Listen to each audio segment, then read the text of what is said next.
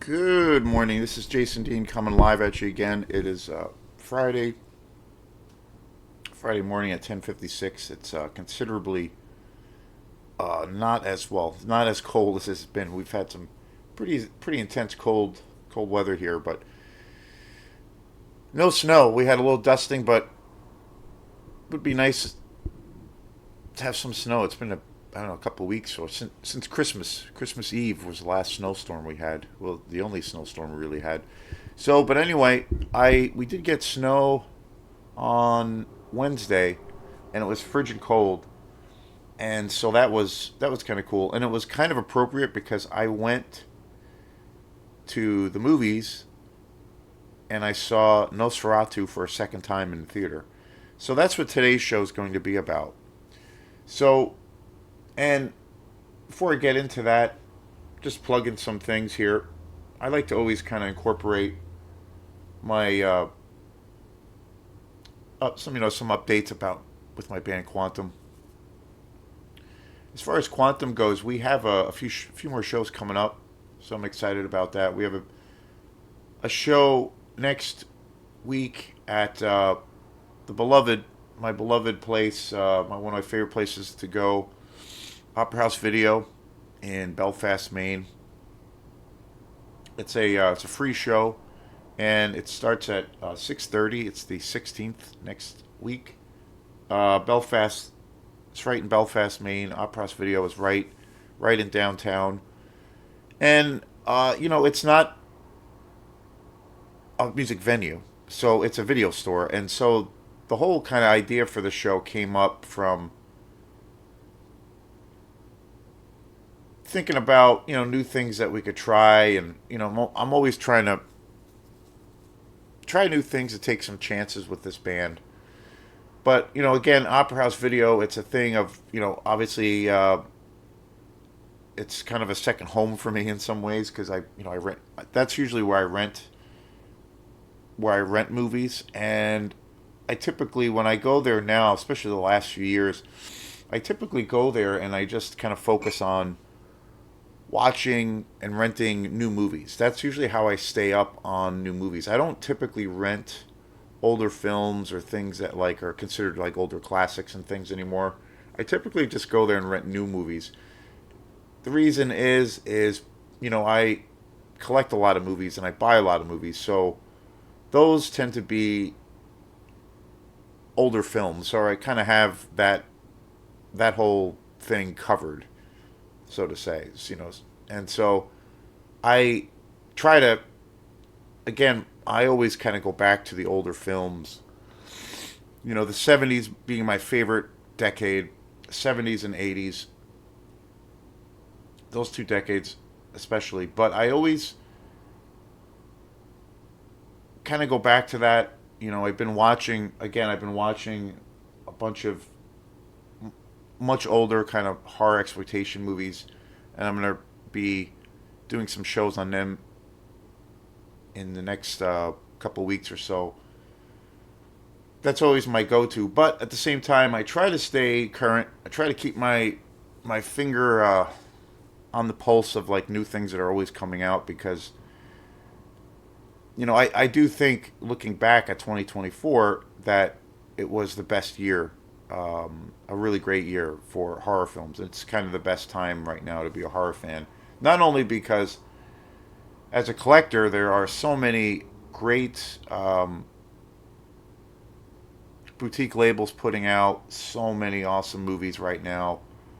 Vinegar Syndrome, Arrow, Blue Underground. I mean, the list is endless.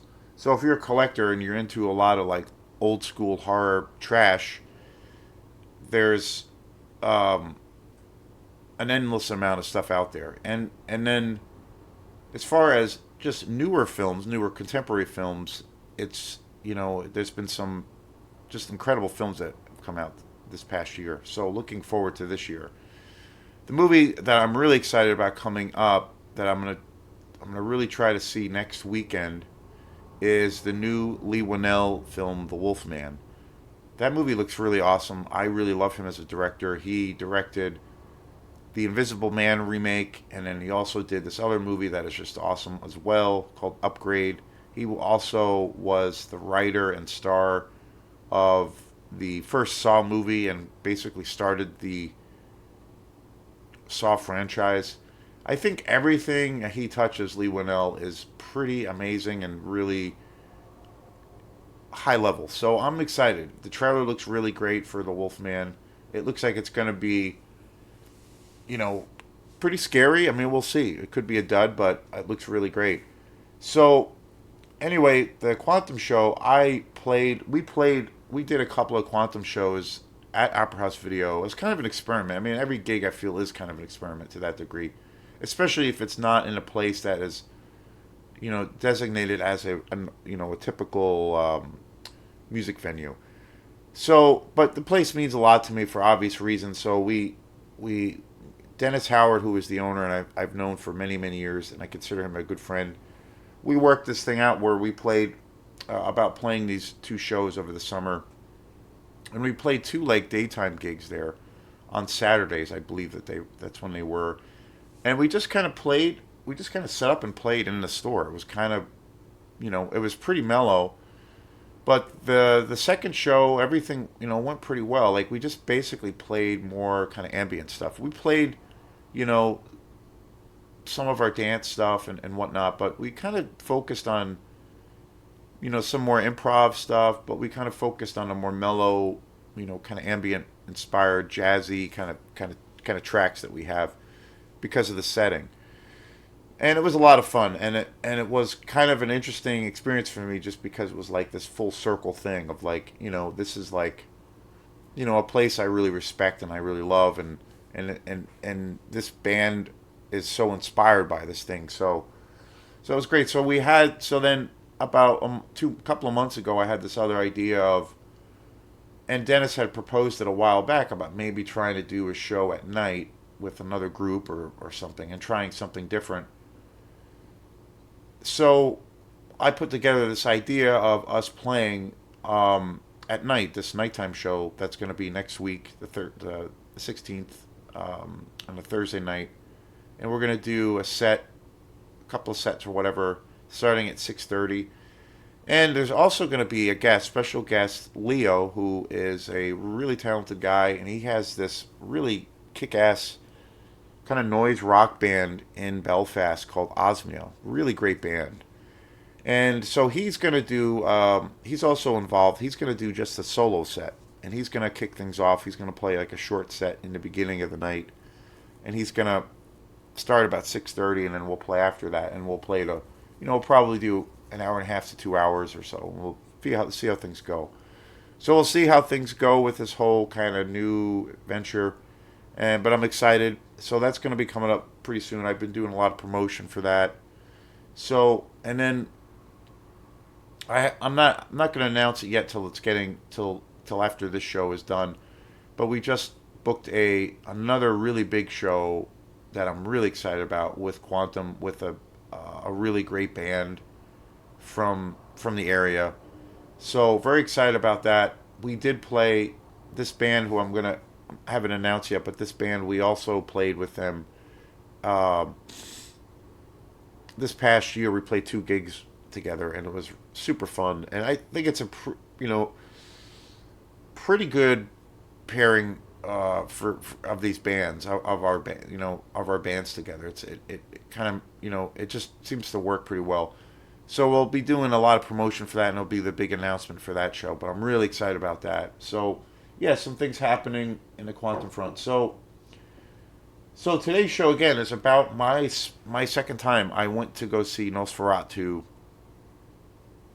on Wednesday night, and again, like when it comes to movies that I really like or that I end up falling in love with or whatever it is, I'm a guy who will watch a movie.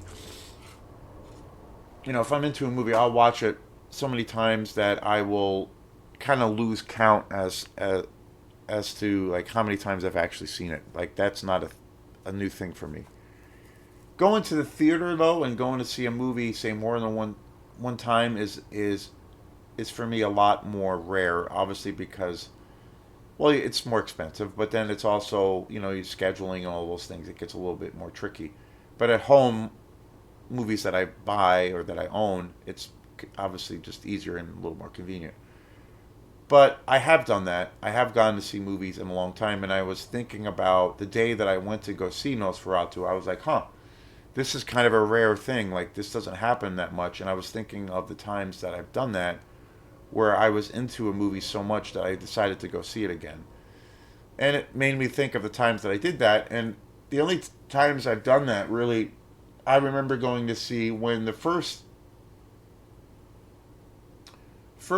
three Lord of the Rings movies came out many years ago. I did see them each a second time in the theater. I mean, those films are masterpieces, and I did see all three of them a second time in the theater, and that was really awesome. Another movie that I did see, which was kind of a weird situation. I did see the Phantom Menace, Star Wars Phantom Menace, in that movie twice in the theater, and that was weird because that movie is well, it's it's kind of a piece of garbage. But the thing with that movie was I was anticipating that movie and so excited by that movie, and when I saw it, I was so utterly like confused and bummed out by the movie that I was like, well, no, I should see it again. Maybe I'll like it more this time. And that was like my motivation to go see it a second time. And it was a worse experience. I think I almost walked out of it. Another movie that I saw that I generally think is a masterpiece, and I have seen it twice in the theater, and that was The Dark Knight. When Christopher Nolan put out The Dark Knight with starring the late great legendary actor Heath Ledger as the Joker, I was blown away by that movie, and I remember going to see it a second time. But really, in hindsight and reflecting back on movies that I've seen a second time, it's pretty rare. And considering how many times I've gone to the movies, and also this year I've gone to the movies more, which has been really fun. And so, but in hindsight, as much as I love that experience, I haven't really gone to back to that movie a second time. But I did the other night when I saw Nosferatu. So this is the first time I've done a video on a movie I've seen twice in the theater, and about so I want to talk about the experience of seeing it again and what that was like. So it's like it's a new thing, and I a buddy of mine who we had tried to go see Nosferatu. I ended up going with some other friends when it came out, and I was just blown away about it. I have a really big review about my experience going to see it, and I this is probably the fourth show I've done about Nosferatu. So who knows, there'll be more maybe, but and we my other friend, my friend Zafra, who I went with, he couldn't go, so we didn't end up seeing it. But then he told me it was playing two more nights at a two more nights in town in Belfast. When I first saw the movie, I saw it at Flagship Cinema, which is in Rockland, Maine, and it's been out for a few weeks now, and so it's playing two more nights. It was playing two more nights this week at Belfast, so it was like, oh wow, I have one more chance to probably see this movie in the theater. So I was like, yeah, what the fuck, I should go see it. And I generally and I had mentioned it to a couple other friends, and it was interesting because two other friends came too, and one of my friends, other friends, had seen it also. So it was like two and two. Two of us had seen it. Two of us had not seen it. So it was kind of cool. And I was super excited because it was playing in the Dreamland Theater at the Colonial, which is a awesome theater, which is a downstairs kind of venue, and it actually is this old kind of old school, vaudeville theater, and it was playing there. So I got really excited about seeing it again. And it was a snowy, really cold night. It was very much kind of the perfect setting weather wise to go see it. And I have to say, I think I as much as I loved it, and I was just like totally fell in love with the movie. I, to some degree, enjoyed it even more. I almost found it a little bit more ominous or darker, or to a degree, almost a little bit more scary. I found the character played by Bill Skarsgård, Dracula, Nosferatu. Just I found this on the second time, my second time watching it. I found that the he was maybe a little even more menacing to me. So I thought that was interesting. But I I enjoyed it even more, and it was a thrilling experience all over again. And I was psyched that I got to see it. I think it is like one of those definitive movies that's because it's such a visual movie. It's such a great visual experience. It's definitely a primetime example why the movie going experience I think is just magical. On the negative side though, like the sound in the Colonial Theater is really great and it's a beautiful again, it's a gorgeous venue. But there's something wrong with and I don't think it's the speaker or speakers themselves, but there's a the film Nosferatu, the sound design as well as the visual element is just, just completely amazing. And the movie it's a very quiet movie, but there are times of where it's very intense, and it really builds up. Like I love this film because I love it for many reasons, but I feel like from a from a sonic level, or just say from a textural level, it it has such a dynamic range to it, which I really love, and it has lots of this very there's a lot of quiet kind of stillness throughout the whole movie, but then there are moments of really kind of furious intensity, and I love that there's this dynamic to it where it really builds up and then it gets really quiet again and then it builds up again. There's this real interesting kind of musical. I look at it almost as like a musical in the musical context of it. I mean, the music is really great and effective, obviously for that reason, but the narrative and the story is like kind of like a piece of music. There's this incredible range of dynamics to it. So seeing it in the theater, because there's such I feel like Robert Eggers put so much love and care into the design of the production of this movie that it's really thrilling. And the thing that happened when we were watching it, when we were watching Nosferatu, is that there was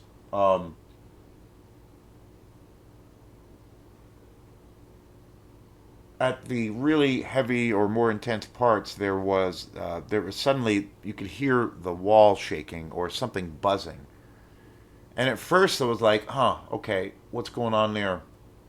Because it sounded like one of the speakers was blown or was shot. Because it was literally like, it sounded like somebody started a motorcycle inside the theater. Because it wasn't, and it was clearly not part of the sound. And I thought, wow, what the fuck is that? Like, because it was at first it was okay. It didn't really bother me. But then as the movie goes, and again, this movie really has this full spectrum of sound, dynamically. It got really annoying and distracting to the point of where I want to talk to the theater owner, Kyle, who is a super awesome guy, and I don't want to be a dick, but I want to like try to when I run into him, which I do, I have been running into him lately, and he's a super awesome guy. I'd like to just maybe make a suggestion, but and I think what happened was what the problem was or is with that situation. I don't think the speaker itself is blown. I just think that it's it's such a low frequency and there's so much bass at times during these more intense parts that it's causing kind of the metal behind the speaker or on that wall to just shake uncontrollably. and it just rattles. And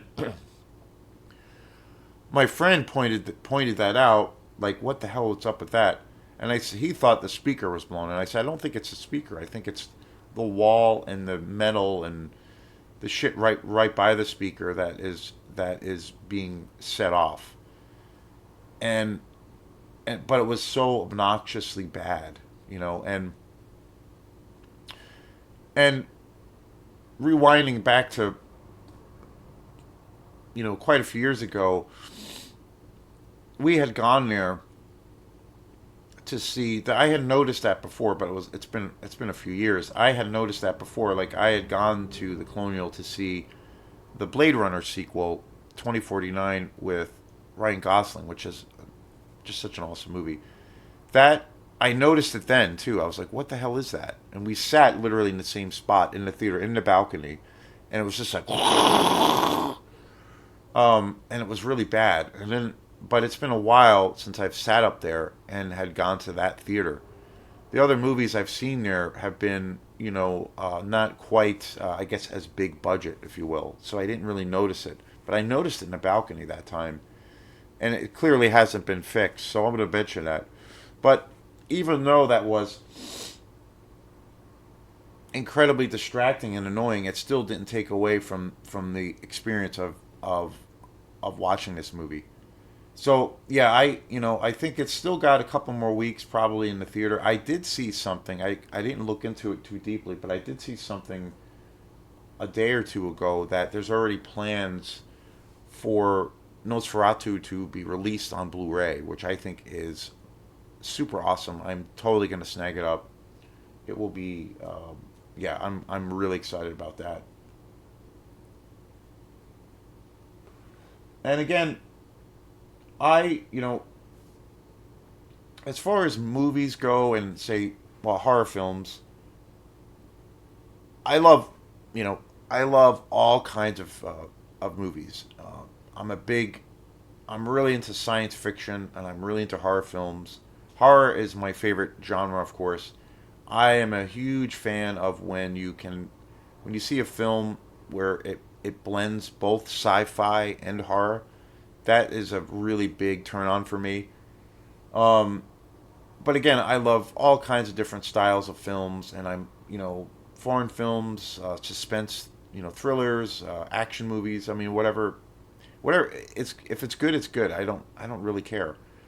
That being said, my favorite genre is the horror genre, and in the subgenre of horror is my favorite genre within that is the slasher genre.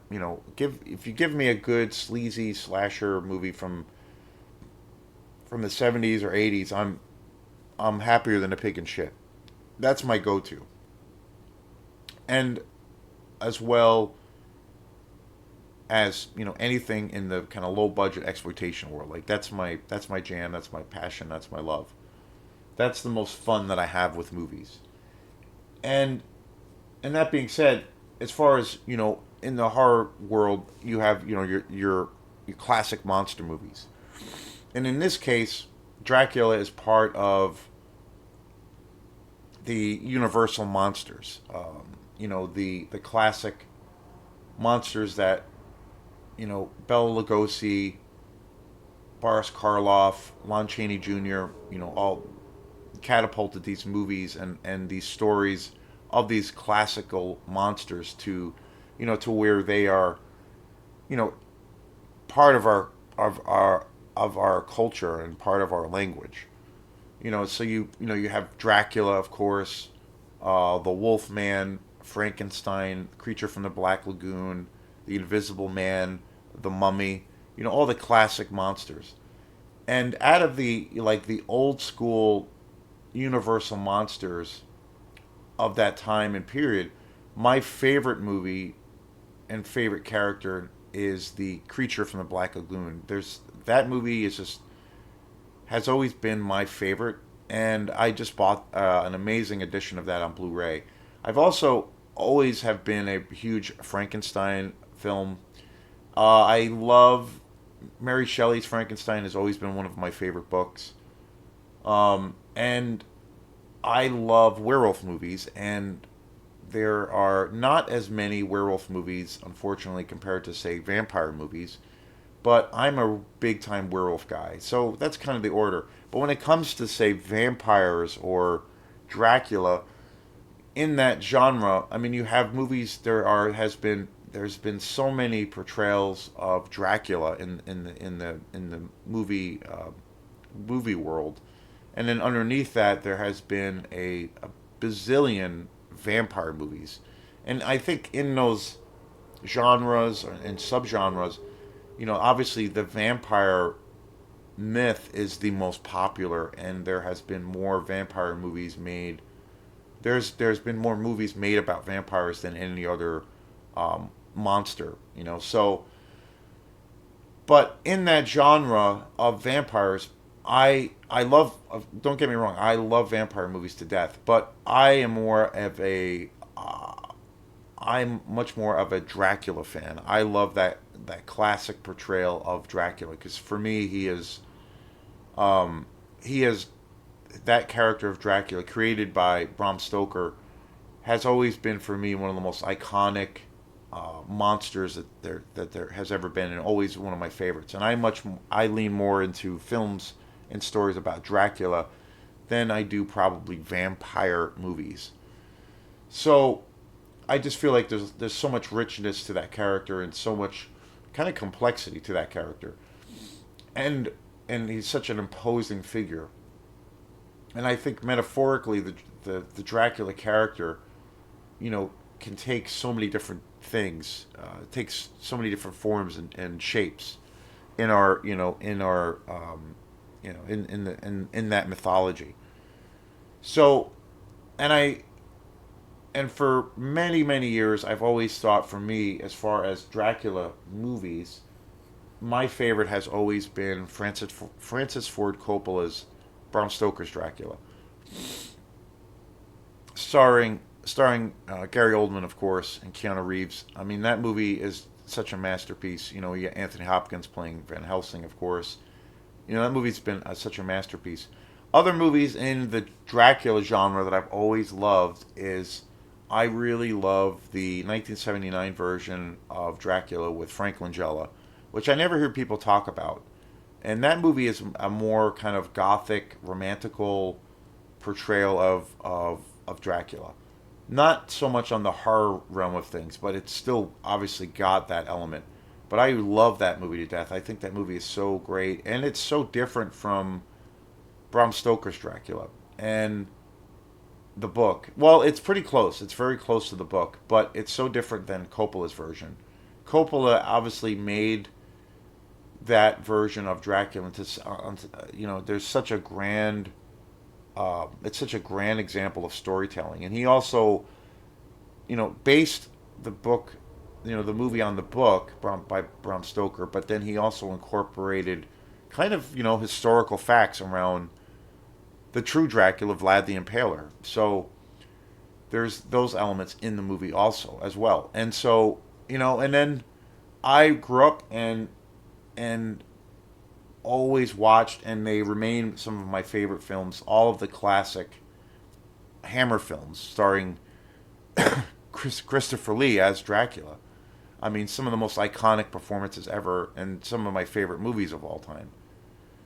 And then there is another movie that I think is one of my favorite portrayals of Dracula, and it's a super cheesy, exploitation movie, Dracula vs. Frankenstein, that came out in the 70s. And it's a total, like, trash movie, but that movie I just think is amazing. And I think that for me is one of the best portrayals of Dracula. So there's so many different incarnations, but I have to say overall, and something that just gets to the essence of what I love about the character of Dracula, and kind of you know, his just imposing presence, to where he is not really even a character. He's just like this evil dark force in the universe. Nosferatu, Robert Eggers' Nosferatu. For me personally, it is the most definitive tale of the character of Dracula. So I can't recommend it enough. And if you get a chance to see it in the theater, please do. So thanks again, and we will see you next time. Peace.